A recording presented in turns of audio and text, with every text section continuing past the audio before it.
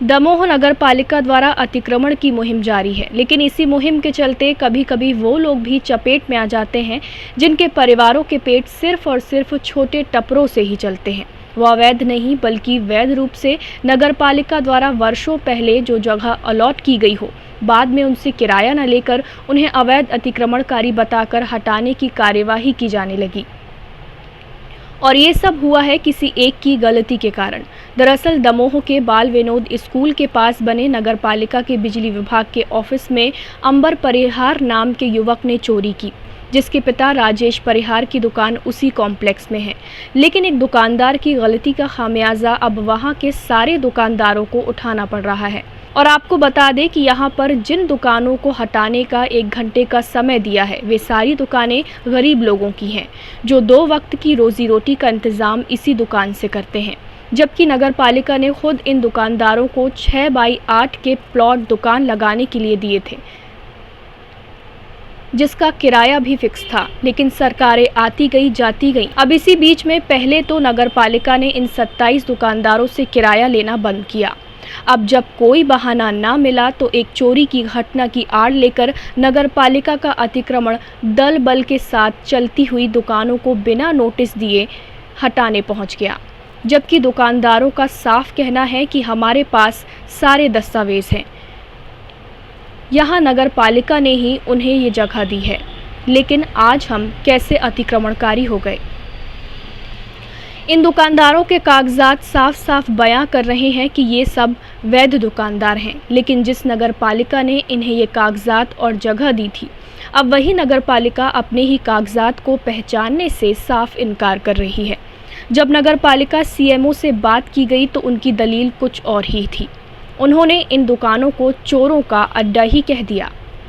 अब सवाल ये उठता है कि जहां कोरोना की मार झेल रहे इन छोटे गरीब तबके के दुकानदारों को सरकार जब बसा नहीं सकती, तो फिर दर्जनों परिवारों के लोगों के व्यापार छीनकर सरकार को या नगरपालिका को कितना लाभ होगा। सन 92-93 के आसपास डॉक्टर कलेक्टर भट्ट साहब थे, उनने अलर्ट किया था कि आप गरीब लोग हो, आप लोग बनी बनाई दुकान नहीं ले सकते, तो हम आपको प्लाट दे रहे। तो जिसकी राशि हम लोगों ने नगर पालिका में जमा की है और उसकी एवज में हम लोगों को प्लाट मिले थे, तो हम लोगों ने अपनी गुंजाइश के मुताबिक धीरे धीरे करके बना लिया। इसमें 6 बाई 8 की जगह दी है, तो 6 बाई 8 ही पे बनाया है, 1 इंच जगह नहीं बढ़ा के बनाई। वो तो क्या है कि अवैध कब्जा किए हो आप लोग? वो अपने रिकॉर्ड में देख लेना, अपने मोहर्र से पूछ ले कि हम लोगों के पास पैसा लेने आता रहा किराया, और कुछ समय से बंद किए हैं। हम तो बार बार उससे कह रहे हैं कि भाई किराया जमा करा लो। घंटे का वक्त उसका कारण है ना, क्योंकि इधर सिर्फ अल्पसंख्यक ही लोग हैं जो दुकान किए हुए हैं, और ये लोग जो है ना, इधर पे इतने सालों से कुछ हो रहा है कुछ नहीं देखते। आज चोरी हुई तो आज इनको अतिक्रमण दिख रहा और अवैध दिख रहा, जबकि हम ये कह रहे हैं कि आप अपने रिकॉर्ड में देख लो। कलेक्टर साहब ने, भट्ट साहब ने यहाँ पे अलर्ट कराई थी। हम लोग मेन जगह पे आनंद भैया के सामने दुकान लगाते थे, वहाँ हम लोगों को हटा के इन लोगों ने वहाँ अन्य लोगों को अलर्ट कर दी। उसके बाद हम लोगों ने जब अनशन किए, हड़ताल की, उसके बाद कलेक्टर साहब ने इधर पे हम लोगों को दुकानें अलर्ट की और हम लोगों ने बनवा के रह रहे। अब ये तोड़ने की कह रहे हैं? अब ये तोड़ने की कह रहे हैं, वो अपने रिकॉर्ड में देख लें। तोड़ रहे हैं तो फिर वही है, हिटलर शाही है हम गरीबों के साथ। क्योंकि भैया हम लोग तो ऐसे हैं कि दबे हैं, जो करना भैया कर लो, फुटपाथ पे कर दो।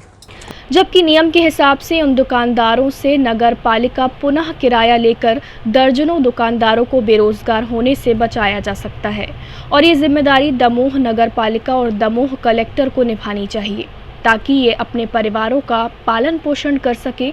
अगर इन दुकानदारों को यहाँ से हटाया गया तो कई परिवारों के सामने अब रोजी रोटी का संकट खड़ा हो जाएगा।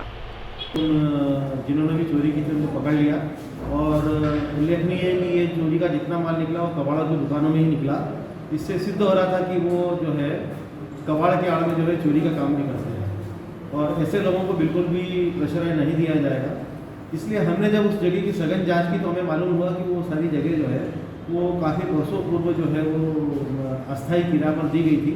उसके बाद कालांतर में जो है उन लोगों ने अपना अतिक्रमण काफ़ी बढ़ा लिया, जिससे कि आज हमने अतिक्रमण हटा दिया है, और अब हम बाकी का जो स्ट्रक्चर बचा है उसके स्वामित्व का निर्धारण कर रहे हैं, और उसका निर्धारण करने के पश्चात जो भी उसमें पात्र लोग हैं उनको हम आगे जो भी हमारे आवासीय योजना आगे जो भी हमारी व्यवसायिक योजना है उनमें हम उनकी पात्रता के अनुसार उनको दुकानें देंगे। अभी तो वो अतिक्रमण पूरा हटेगा। टाइम 8 मध्य प्रदेश के लिए दमोह से अमर चौबे की रिपोर्ट।